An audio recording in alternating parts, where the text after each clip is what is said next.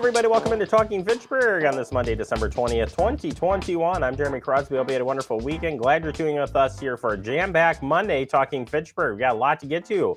We'll take you out to the Holiday Light Tour coming up here in this segment, tell you who the winner is over the weekend.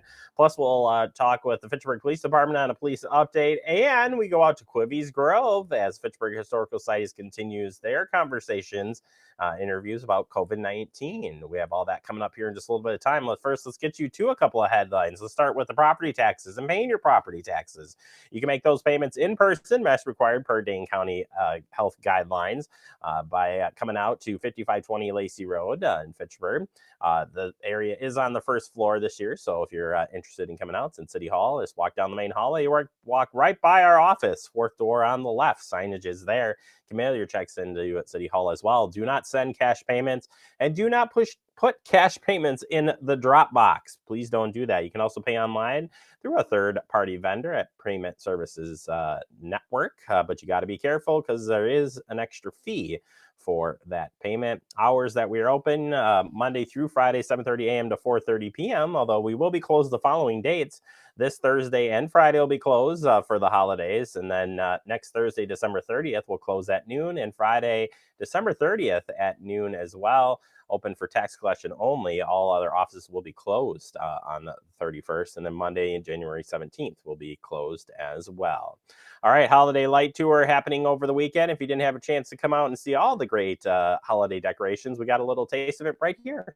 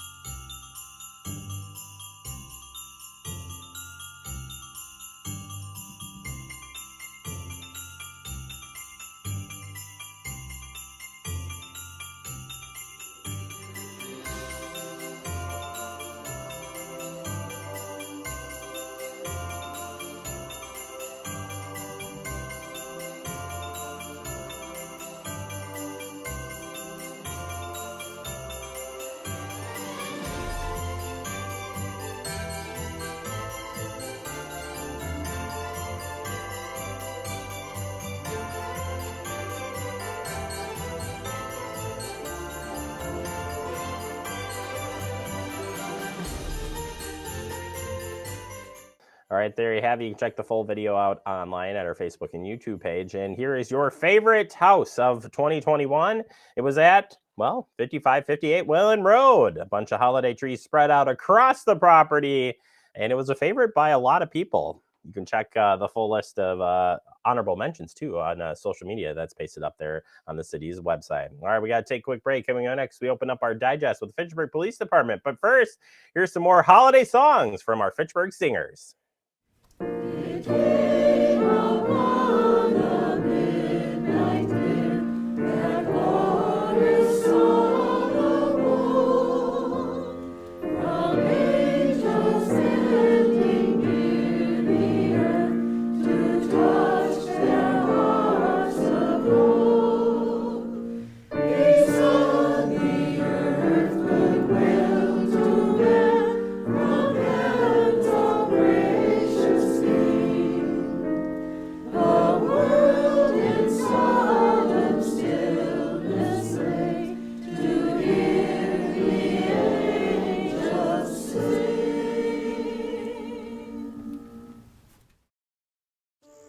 Como padre, todos los días son un desafío. Y hay que estar ahí presentes. No importa lo cansado que uno esté, hay que estar ahí presentes para ellos. Cuando los niños aprenden algo nuevo, es ese momento mágico y especial. Y creo que presenciar ese momento es mi favorito. The central and midwestern U.S. averages more than 850 tornadoes each year, and lately, the number of floods has been rising in the region too. So chances are, there will be more twisters and floods near here again. And between school, sports, and social lives, chances are, you won't be with your kids when it happens. Will they know what to do? Ready.gov/kids has all the educational tools and information to make the conversation easy. When the time comes, chances are they'll feel prepared, not scared. So talk with your family today.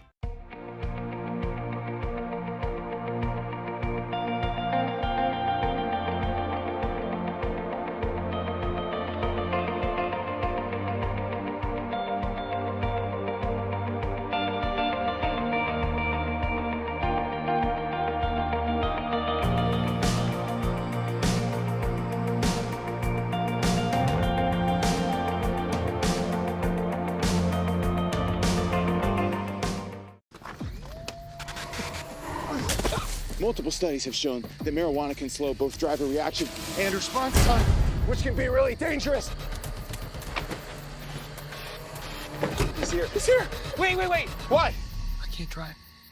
Why? My. Oh.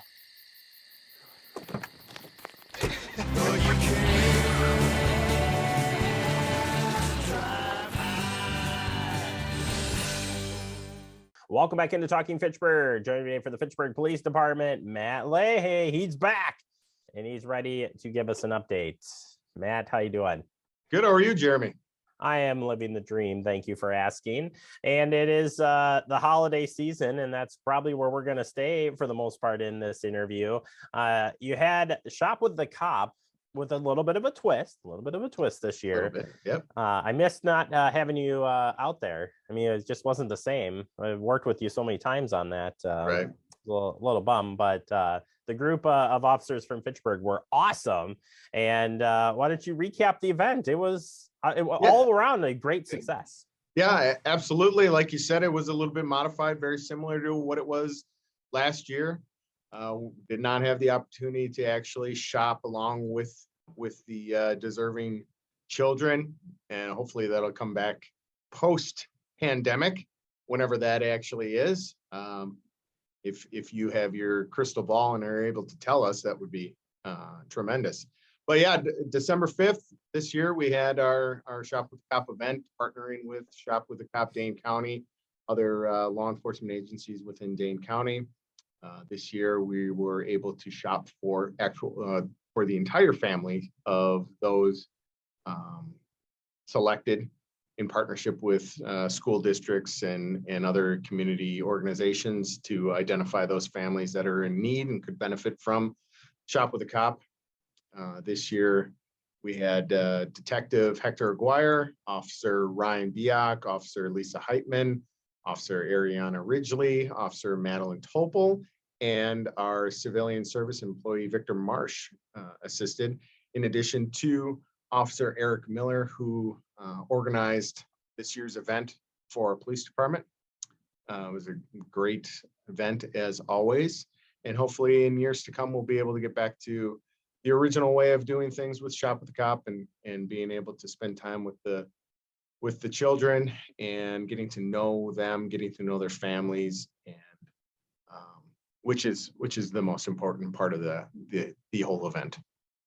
Yeah, it's just quite a scene if you've never seen it, and just seeing all the officers there, and our officers trying to find the items on the list was pretty entertaining. There was it's a busy time of season, even though you Sure guys is. were shopping early. It was hard Sure to is. find some of that stuff, and but our gang did pretty darn good. And yeah, thank you to all the officers and the Shop of the Cop organization for doing this each and every year. It's a great thing, and I'm glad Fitchburg participates in it for sure. Absolutely. Transitioning to alternate side parking, it's that time of year. Knock on wood, though, we really haven't seen the snow, but that doesn't take away from the fact that alternate side parking is still in place. Absolutely. It's been in place since November 15th of this year. And I think with these mild winters, very similar to what we had last year, we kind of get lulled into this false sense of no snow, but doesn't take away the fact that we need to remind those parking on the street of the alternate side parking ordinance. And this is mostly in place because of, in the event that there is a snow emergency or a significant snow event, it allows for our snow plows to come out to make sure that the road is plowed safely to its maximum width. So emergency vehicles and larger vehicles are able to access specific areas of the city. So we just want to remind everybody to remember alternate side parking is going on, and on your even days, you park on the even side of the road. On your odd days, you park on the odd side of the road. And the alternate side parking hours are in the overnight hours. So if today is the 15th, however, in the overnight, it goes into the 16th, you got to be parked on the even side of the road. So just remember, everybody can do their part with alternate side parking, and there's a greater reason beyond they're just trying to tell me what to do or where to park. There's a significant safety element of alternate side parking, and we want to make sure snow plows are able to do their job, so we don't have any major hiccups. Well, and it makes it a pain in the butt if they don't get it cleared off. It freezes to the ground, and you're trying to get out of the ice, and it's a good thing. And for those that for those that have ever gotten plowed in by a plow during those, it's probably not very enjoyable for them either. Yeah, their cars are usually stuck there for a considerable amount of time. So just a reminder, we need to get those moved. And just abide by that ordinance. It really helps out. And you folks start off with warnings in the early part of the season. Correct. I mean, we're pretty, probably a month in now. So yeah. But we try to do our best for outreach too, to remind everybody we're not out there to get ya, so to speak, but definitely do need to adhere to the ordinance. Sure. All right, moving on. Holiday safety tips, a couple of them here in this holiday season. And first one I think of right now, especially within the last 2 weeks, is all the packages coming in right now. It's the hot time of year for that to happen. And your safety tip would be? Well, just to remember, just to be aware, just to be self-aware of if you order packages, most of the time you're getting pretty adequate heads up of when those deliveries are going to be happening, just to make sure you get those cleared off your porches as quickly as possible. I know everybody has, they're working, they're not able to get home in a timely fashion, but just to, partner with neighbors or friends or families to just keep an eye out for those things. And I think just going beyond just being aware of deliveries, just being aware, self-aware when you're out and about. Unfortunately, those that want to perpetrate certain criminal acts during the holiday seasons most notably thefts or robberies or stealing vehicles. They're going to look for the path of least resistance. And if you leave your garage doors open or your cars running during the cold weather, those are prime opportunities for people to take advantage of those situations. So not to say that, not to put this fear into everybody's hearts and minds, but just simply being aware, not to leave any valuables in your vehicles, not to leave vehicles running. Be aware of your friends and family coming into town to visit. Make sure that they're locking their cars and being responsible with alcohol and not driving. Just make a simple phone call to a taxi or use your Uber apps or what have you, and just to be safe. Because if you're not around for your family, it's not going to be a very happy holiday season. Absolutely. All right. Thank you for the safety tips. And I hope you have a safe holiday season as well. And everybody at the police department, thank you for everything you do. Absolutely. Thank you, Jeremy. You bet. We'll talk to you next year. All right. He's like, yeah, no. Oh, man. All right. That is your police update. Check the website and stay up to date with their social media as well. We'll take a quick break. More to come. You're watching Talking Fitchburg. You could be spreading the coronavirus without realizing you have it. So follow guidance from authorities where you live and do your part. It's important to limit in-person interaction with anyone outside of your immediate household, but phone and video chat are safe ways to connect. It's also important to limit any social gathering. This advice applies to people of any age, including teens and younger adults. Visit coronavirus.gov for the latest information.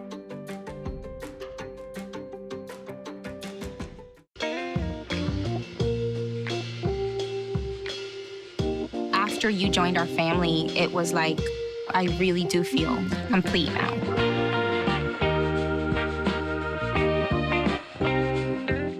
We're all just trying to keep things running for those who rely on us. That's why we don't have time to be sick with the flu. We don't have time for delays.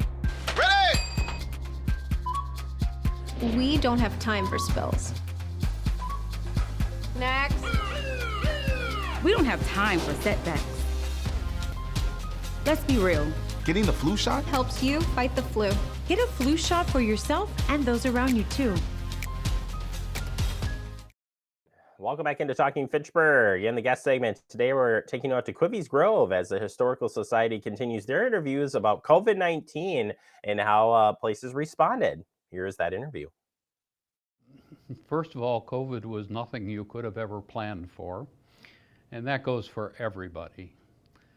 It just took us by surprise. I happened to be on vacation in Utah skiing at the time when I got an email on, I believe it was March 17th, St. Patrick's Day, that the edict came out that closed down every restaurant in the county from the county health department.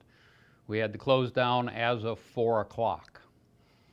St. Patrick's Day, everything was prepared, ready to go, looking for a full house, etc. Closed down, I get this email and I'm going, wow, what's going on back home?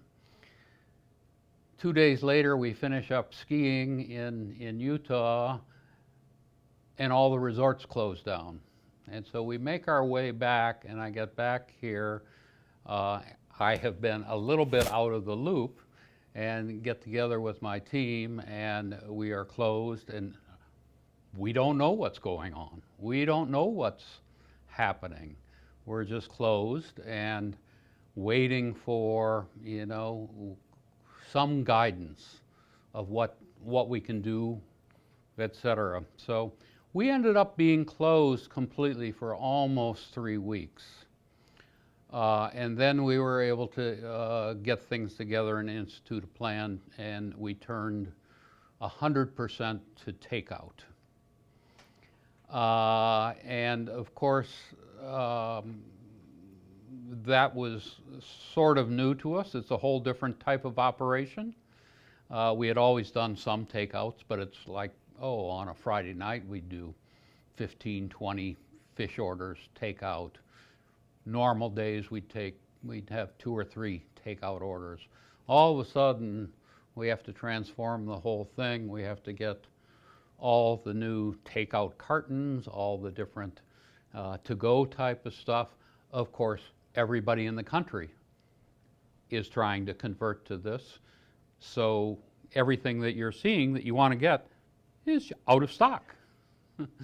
So it was interesting. It was just trying to find what we could, and it changed constantly.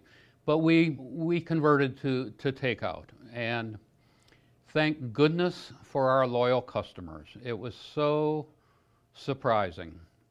On Friday night, we normally, on a normal Friday night at that time of year, we would be doing close to 500 people. Suddenly, we're doing 500 plus takeout orders. The response from our customers was just overwhelming. And so this was a plan that we refined and just trying to get a grasp on it, and we did pretty well. It was amazing how we were able to convert and act and do this smoothly, and it just became a production line, and it was really pretty encouraging. And so that's what kept us going. So we were doing this takeout, and then about the end of May, we were able to start doing or sit-down dining. Customers, whether it was outside or inside, under new rules that we had to operate at 25% capacity, with tables distance 6 feet, etc. And it's like, well, okay. 25% capacity is hardly enough to really make things happen, but it was a start. We were also very lucky to have our outdoor space. And so whereas most restaurants were struggling to find a way or a space to be able to do things outside, we already had a space in place that we could just turn to. And so we were able to set up outside and still do a terrific amount of dining, serving the local customers. And they responded. It was really encouraging. We lost all of our weddings that summer. We had a pretty solid bookings of weddings, lost them all. Every other special event we lost, but we hung in there with what we could do. It was a struggle because it was all new and learned, and a step forward and step back. We'd try this. Okay, that doesn't work. Come back, reorganize, try again. Finding what items we could do and do successfully, traveled well, that people wanted, etc. It was a trying time, but fortunately, our customers stayed with us, and our employees stayed with us. It was from the get-go. Our intention was to maintain our employees and take care of our employees. We had run our business all these years with the idea that we were doing this for the long haul instead of short-term profits, etc. So financially, we were pretty strong going into this. And so we made a commitment to our employees that we would retain them as best we could. We were paying employees, and often they weren't working, but we were able to keep them. And consequently, we have most of our core staff still with us today. That was one of the good things that has come out of it. So that worked pretty well for a long time until the outdoors shut down. You came in at the winter of 2021. We came back to the winter season, yeah, and so things then got really pretty scarce again. And we were still under this restriction of 25% capacity, et cetera. But we were now trying to mix dining and to-go orders, and that put a whole nother strain on our kitchen and our staff, that we're doing two things that are kind of different. And but I got to hand it to the staff. They hung in there. They executed. They did it, and we came out of that worst period pretty good, pretty good. We'll get that full interview posted up online, but we appreciate everybody's help at Quivvy's Grill. Take a quick break, wrap up the show next. You're watching Talking Fitchburg.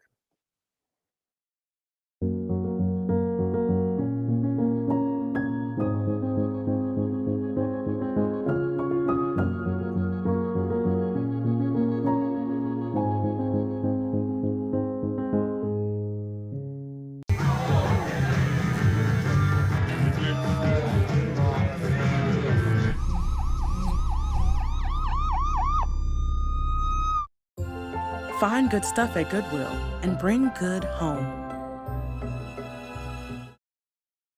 Welcome back into Talking Fitchburg. Wrapping up the show for today, I want to thank Matt Leahy from the Fitchburg Police Department and Craig from Quivvy's Grove, sharing some great information about their response during the pandemic.